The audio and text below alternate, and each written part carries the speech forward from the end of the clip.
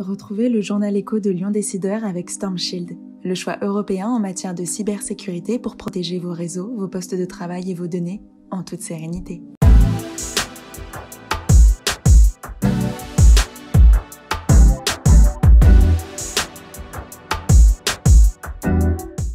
Bonjour et bienvenue dans le journal écho de Lyon Décideur. Inauguration du parking Saint-Antoine et de la nouvelle voûte ouest de Perrache. Recherche de solutions de déplacement avec les entreprises de Marcy-l'Étoile. Fabien Bagnon, le vice-président de la métropole de Lyon en charge de la voirie et des mobilités actives, est notre invité dans un instant.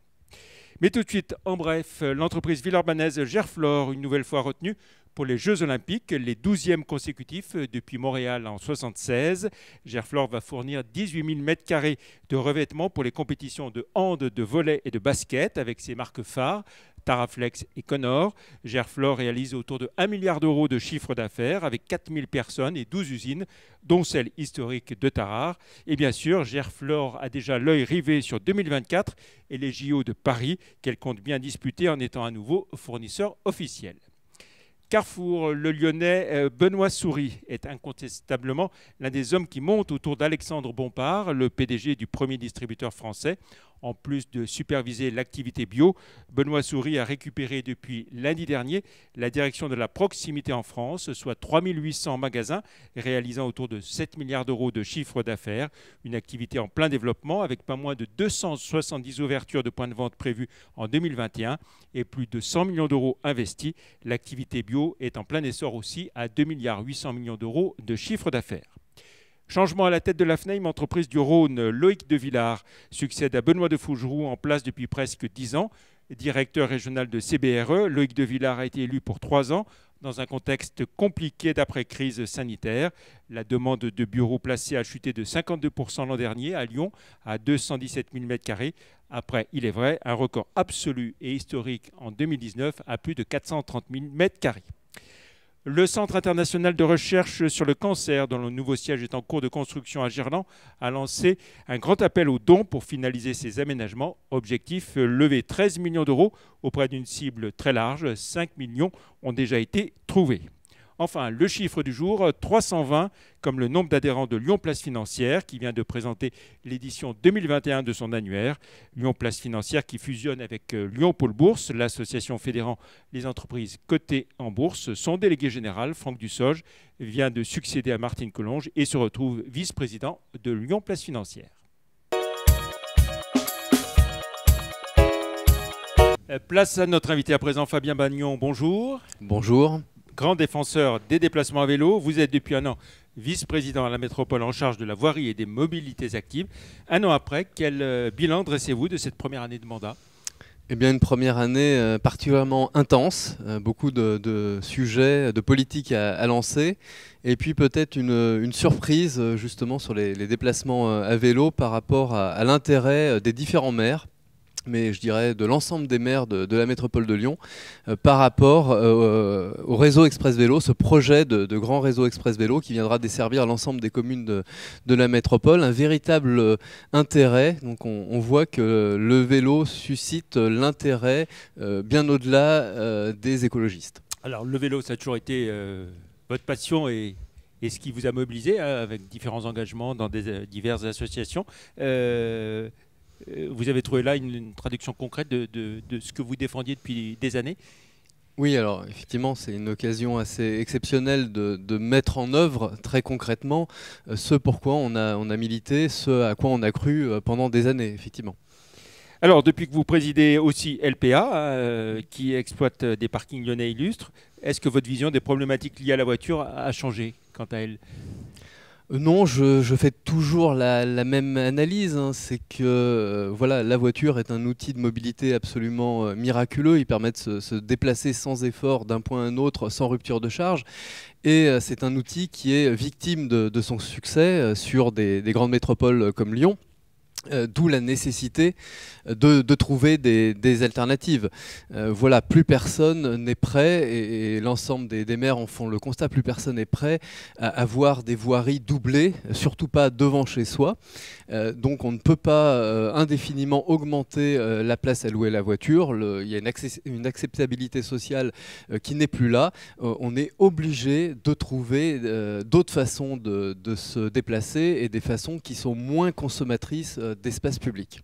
Alors, développer les véhicules en autopartage, mieux utiliser les places disponibles dans les parkings privés, faire rentrer l'art et la culture dans les parkings.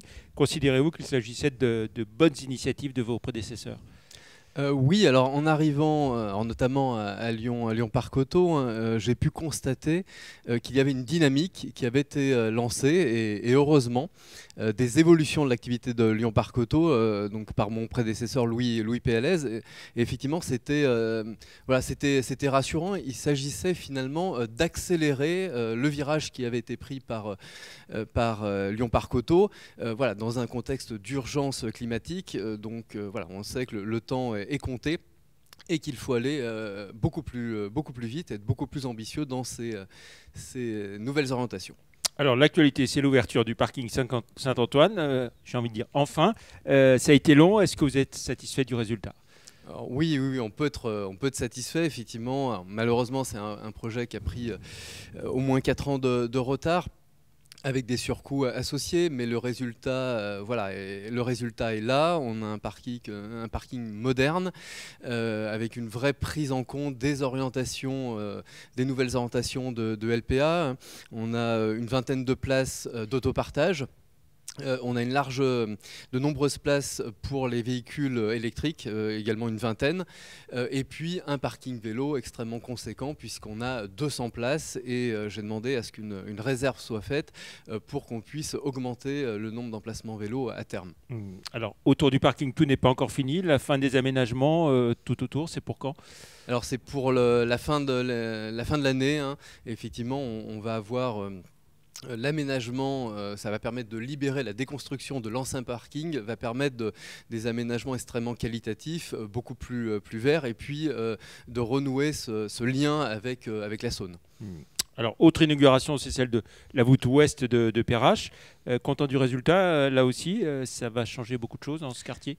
Alors, en termes de mobilité, c'est tout à fait essentiel. On avait une véritable coupure du 2e arrondissement, donc par Perrache, hein, par le centre d'échange de Perrache. Donc on commence, on fait sauter cette discontinuité, et notamment pour les mobilités actives, hein, puisque c'était très très compliqué pour les piétons et les vélos de circuler entre Bellecour et puis la Confluence, la place Carnot et la Confluence. Donc il y a un enjeu de mobilité, et ça va complètement révolutionner la mobilité, j'en suis totalement persuadé. La mobilité active dans ce quartier. Et on va voir une explosion de l'usage du vélo notamment, comme on le voit partout ailleurs sur la ville de Lyon et sur la métropole. Alors, quid de la partie du cours Charlemagne qui a été rendue piétonne ? Ça ne bougera plus définitivement ? Alors, on est en expérimentation, hein, une expérimentation qui se passe bien. Les Lyonnais, les habitants, les usagers du secteur s'approprient cet espace. Ça fonctionne bien. Les embouteillages qui étaient annoncés ne sont pas là. Et d'ailleurs, il faut savoir qu'un des déclencheurs de cet aménagement était la nécessité, avec l'arrivée du tramway, de simplifier ce carrefour pour éviter une saturation et faciliter l'accès au parking de la Confluence. Simplement quelques riverains qui râlent. Oui, alors qui râlent fort. Dès qu'il y a des changements, ça râle. Et puis quand l'intérêt général est au rendez-vous, et ça sera bien le cas, j'ai pas de doute, ça s'atténue, on n'en parle plus rapidement. Alors, vous êtes en charge, je l'ai dit, des mobilités actives à la métropole de Lyon. Vous avez participé avec Bruno Bernard à une importante réunion à Marcy-l'Étoile il y a quelques jours, au mois de juin, autour de Biomérieux, Sanofi Pasteur, Vetagro, l'Institut national du travail et la clinique Iris. C'est une commune où il y a plus de salariés dans ces entreprises que d'habitants, hein. C'est 3600 habitants pour la commune et 8500 salariés en tout. Donc des problèmes spécifiques de déplacement. Quelles solutions sont mises en place ? Alors, Effectivement, ce qui est bien dans ce secteur, c'est qu'il y a une véritable dynamique, une volonté de faire évoluer les mobilités des entreprises. Voilà. Et moi, je crois énormément aux entreprises dans cette évolution de la mobilité.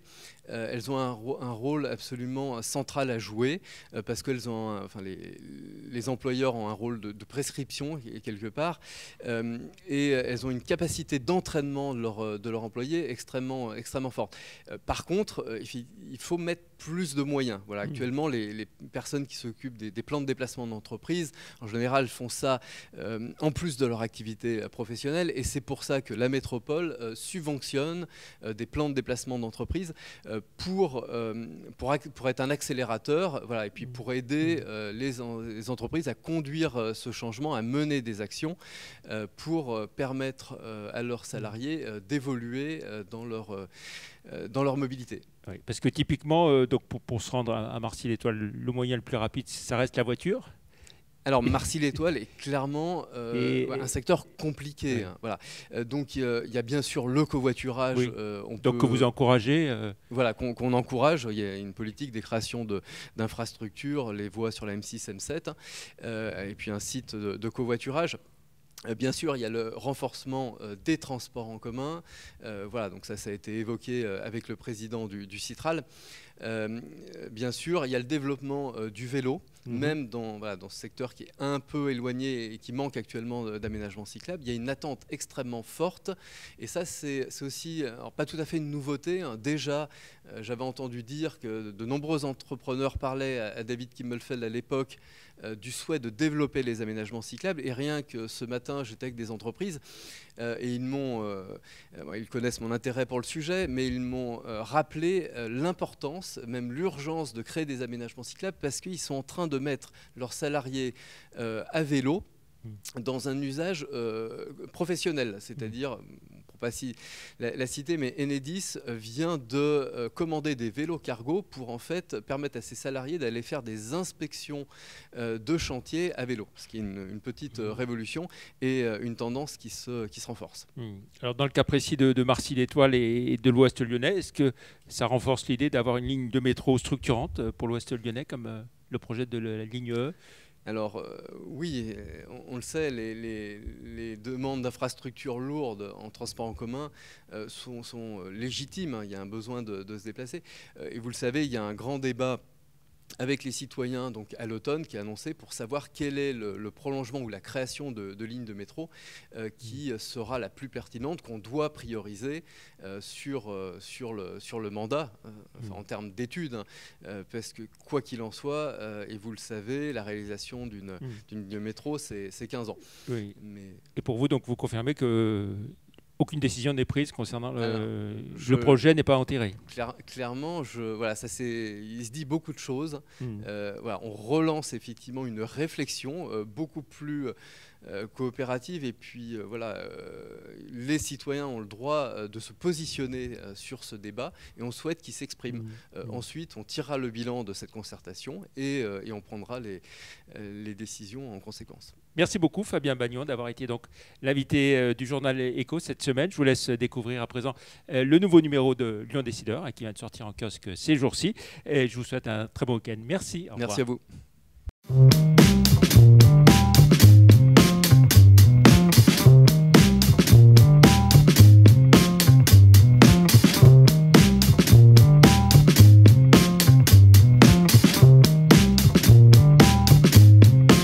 C'était le journal de Lyon Décideur avec Storm Shield, le choix européen en matière de cybersécurité.